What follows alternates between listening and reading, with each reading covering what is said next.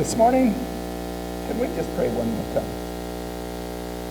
Heavenly Father, we bow our heads before you one more time. Dear Lord, I just want to ask if you will be with me personally now as I'm going to bring my testimony, dear Lord, and so I pray that you will give me words.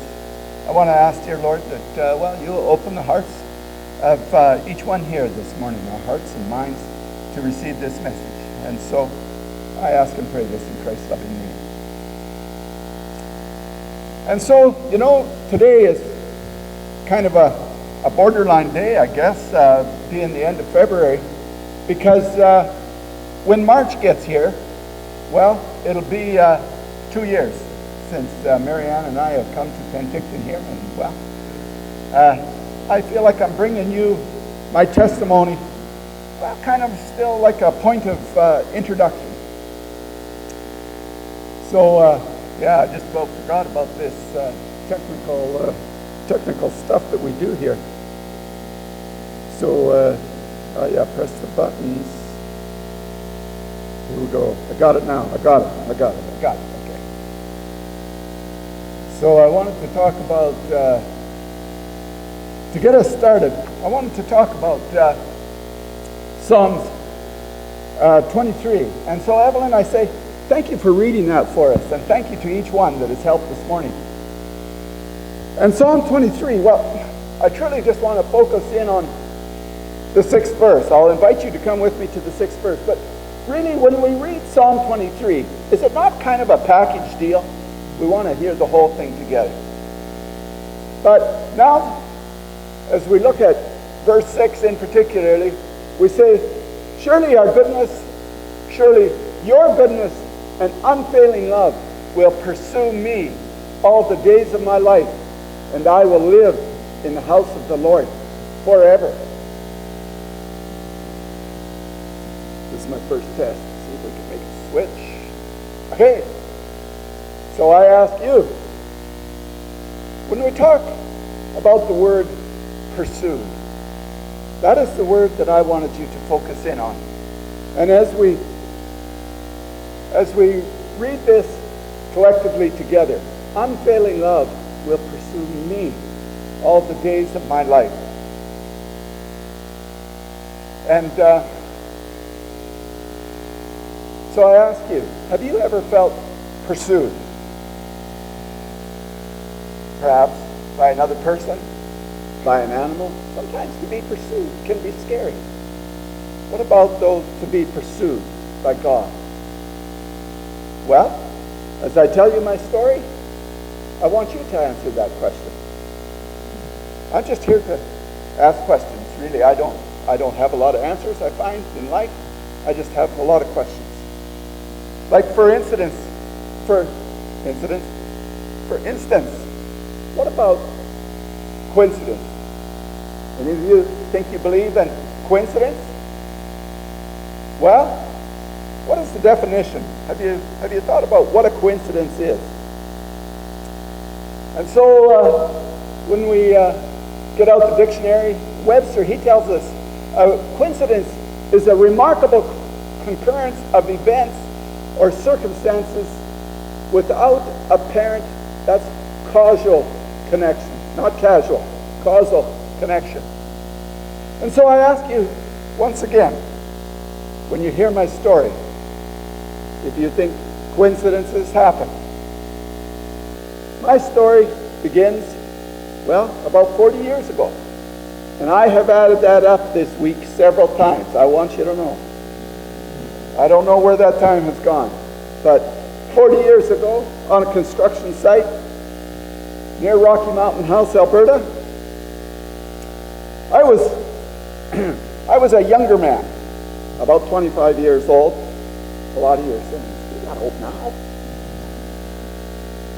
I was a young man, 25 years old, with a wife and 2 children. You might have called me a young family man. It was the fall of the year, perhaps September, and we were working on installing underground pipe on a construction site. You might have noticed I was very careful that I didn't say I was a smart young family man. Because the truth is, I proved myself to be the opposite. I lost sight of my personal responsibility for my family at this time, and in a moment of frustration, I did a very adult-like thing and threw a temper tantrum, quit my job. And if you knew the details behind that, you wouldn't be shaking your head for any intelligence at all. But I probably thought it was going to be nice to hang around home for a month or so, and then I would go back to work. Became a slight problem there as the month worked on. It turned out as I was phoning around to make a few inquiries, didn't seem like there was a lot of work in central Alberta to go to that year. And so, as November came and Christmas was looming in the not too distant future, I was really beginning to realize my stupidity and was wondering even what I was going to be buying groceries with. But then I got a call from a company. I hadn't even put my resume in with these guys, hadn't even given them a phone call. It was would I come to work at a compressor station in Beaver Lodge, Alberta. Well, that was a mere 10 hours away from where I was living. And small town near Grand Prairie in northern Alberta. It turns out the inspector on the job was a friend. And when he heard the company was looking for a pipe fitter, he gave them my name. I had never worked away from home very much. I was always very glad to come home in the evening. But in this particular case, my ex-wife, from now on I'll call her Kim, well, she was very anxious for me to go. Also, though, she was very anxious that maybe she would come along, complete with 2 daughters. It turns out that she had a sister and brother-in-law, who I'll call Gay and Robert from now on, that lived in that very same town of Beaver Lodge. So that afternoon, after some frantic packing and a day trip, we arrived the next day in Beaver Lodge for an evening of visiting. And at the end of the evening, my ex, Kim, she asked Gay and Robert, well, you guys have a TV. We were sitting around in the living room and there was no TV. And she says, do you guys have a TV that I could watch to kill some time? Maybe keep up on my soap operas? And they reassured her that they had a TV, all right, but it was under the bed. And they were very agreeable. They said if she really was going to insist, they would be obliging and would be willing to go and get the TV out from under the bed. But even when you had the TV out, there was no reception. You see, at that time when you lived in Beaver Lodge, there was a radar station just out of town, a ways. The radar station jammed up the TV service. So Beaver Lodge didn't have great TV. Oh, if you had an antenna that maybe went, half a mile or so in the air, then you got reception. But Gay and Robert, they didn't have that. In any case, the next day we went off to work. We left Kim behind with 2 kids. And it happens she was left with some Seventh-day Adventist pamphlets that she could read to pass her time. I suppose you might find it coincidental that they were Seventh-day Adventists, but Gay and Robert were Seventh-day Adventists as well. In any case, I don't remember the name of the company that I was working for that year. 40-year-old story, you can't remember all the details. But I do remember how cold it was working that winter. But I was a young man with a family to support, and I was learning the price you pay for my previous stupidity. So I hung in there. And finally came time for a Christmas break. And I remember on the trip home,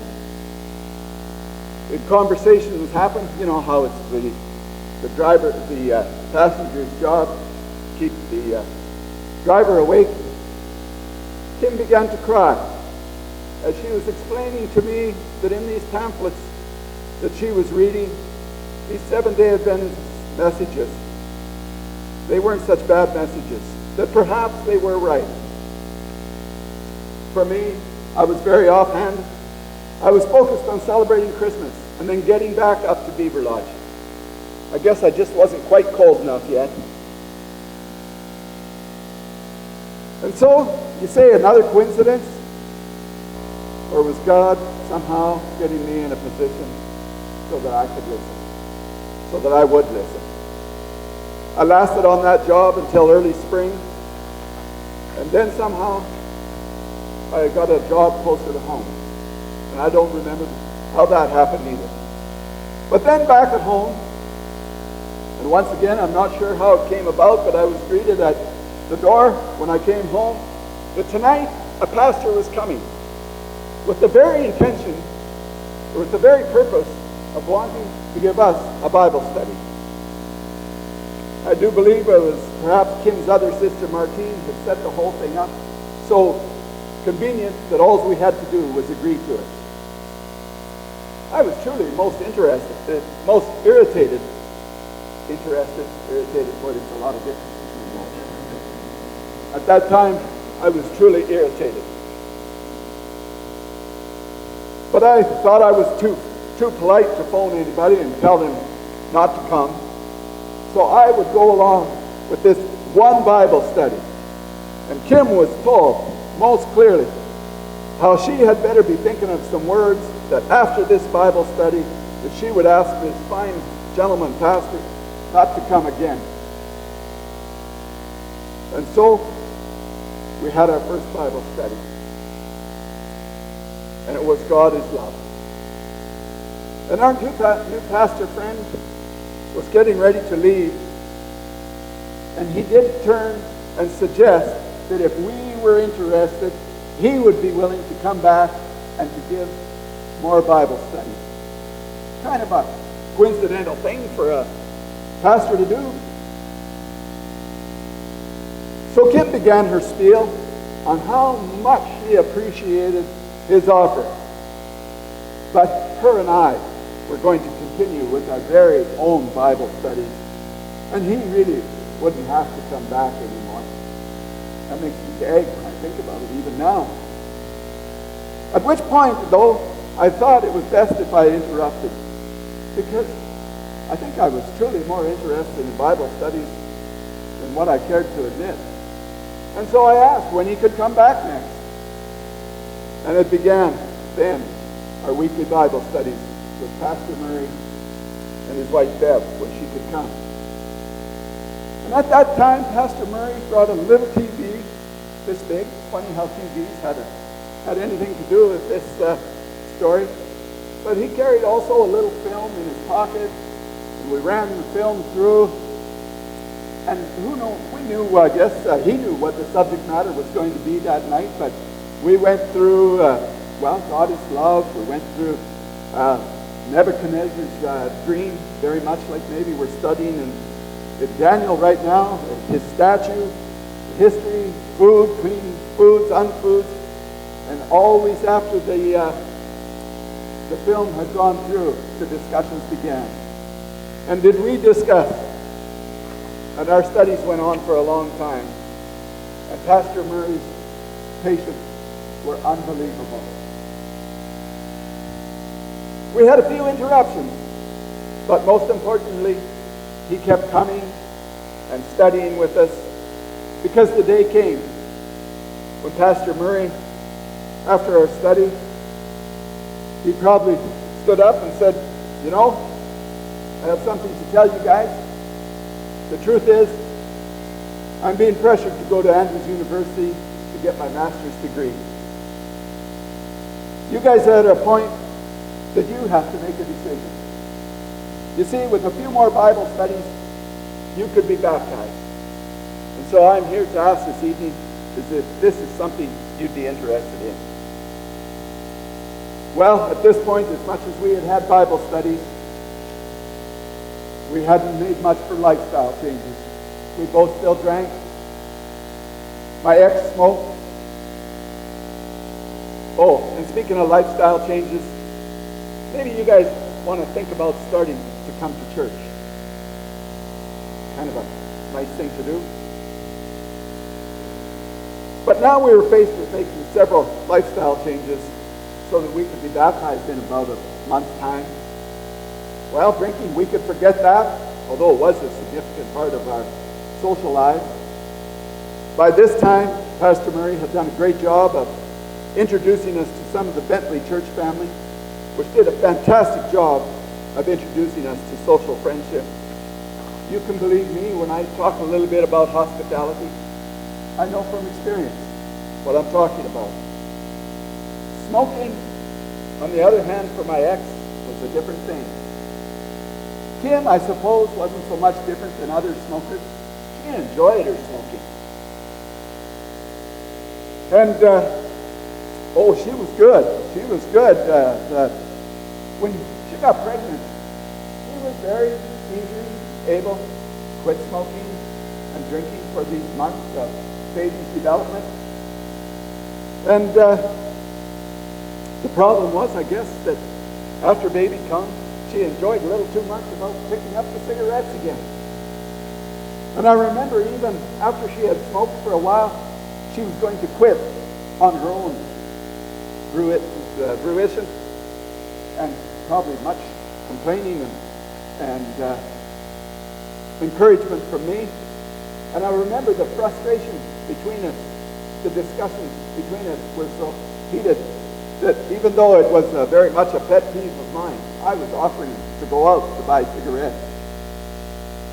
But now we were learning to pray. And so we prayed for the strength to quit smoking, dear Lord, to change our lives. And we went for a couple that were fighting about smoking, and to a couple that couldn't believe what was happening in our lives. Kim would meet me at the door most days as I come home from work, just to tell me what a great day she'd had without any cigarettes that day, and it was no problem at all. So, in the summer of 1981, Kim and I were baptized, and our two daughters, Candace and Kelly, were dedicated to the Lord in the little town of Bentley, Alberta. And I wish in this testimony that I could end here with me telling you that we lived happily ever after. But it didn't end that way. Kim and I had a year, maybe a couple pretty good years in the Lord. And as the kids got old enough to go to school, we were able to move to Lacombe, and the kids were able to go to Chaja, College Heights Adventist Junior Academy. And we were glad for that. You might even suggest that when Kim and I were baptized, perhaps we were spoon-fed in our Bible study, because the truth is we were. Pastor Murray was most patient and did everything he could to get us standing on our own Christian feet, per se. But he had to get on with his life as well. And I am here to tell you this morning that as I know there's a God in heaven who leads and guides in our lives, I have also been made well aware of an evil force known as Satan and the devil. You see, Kim didn't do much of her own Bible study. And so I say this morning to each one here this morning, if you think you're starting to feel comfortable, if you think you don't have to keep growing in Christ, if you think you don't have to keep up with Bible study and reading and learning and coming to church and coming to Sabbath school and being encouraged and encouraging others around you, you are making a serious mistake.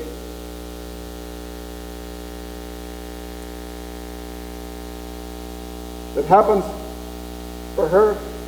She didn't care to study, so after a while, she didn't care to come to church and to Sabbath school. I want to tell you, it was very difficult, became very difficult for me and my children to keep going. But the truth was, anything that anybody had to say, any preacher, became wrong to her anyways. And so, it's sad to say, as I enter into the Reader's Digest part of this testimony, After a while, Kim and I became separated and then divorced. And that part of my life was as close to a living hell as I can imagine. They were sad times, difficult times. And I will tell you that Kim went on as she struggled to keep any kind of relationship with her friends, with her children, with her parents. And after a while, she became tangled in prescription drug use and has since passed away. And I could talk for hours about my children. That would be no problem. I don't need these notes. But they too are painfully missing each week when I come here. And so, to those of you that understand where I'm coming from, I say, let us continue to pray together for our adult children. And for our adult children that are here this morning, I say thank you, and how glad I am to see. But life goes on. And I can also tell you about after being a single dad with 3 daughters for 5 or 6 years, well, I became involved with Adventist singles. Then I met this most beautiful, I didn't think this was going to happen, I did. I met this most beautiful, wonderful lady. And she had children too. She had daughters too. And we decided to put our lives together. And so, my dear, I love you so very much. And I'm so glad you're a part of my life. And here we are 26 years later, living in the Okanagan. And now, for the last 2 years, each one of you are becoming part of our testimony too. And so, it turns out that is really what I want to talk about this morning, is us. And by the way, this is no coincidence. And let's understand together that with God, there are no coincidences. My testimony is truly a short story this morning how I believe God pursued me. And maybe something similar has happened to any one of you. And I can say just because I'm up here to give my testimony this morning, I'm looking at lots of other testimonies and possible sermons right up here this morning, because that's how God works. But my testimony is truly past tense. 40 years ago, history. Because now I want to talk about you, us, this church. Church family. Get that word? And when you have lunch later with your friends and guests this afternoon, this is the part of the sermon that I want you to talk about. Is this church family. We have an evangelistic meeting coming up. Maybe even a couple in the very near future. Pastor Greg, here, he needs our help. This church needs your ongoing support. Once again, let me get in. If you think you can stop growing, if you think you can stop serving,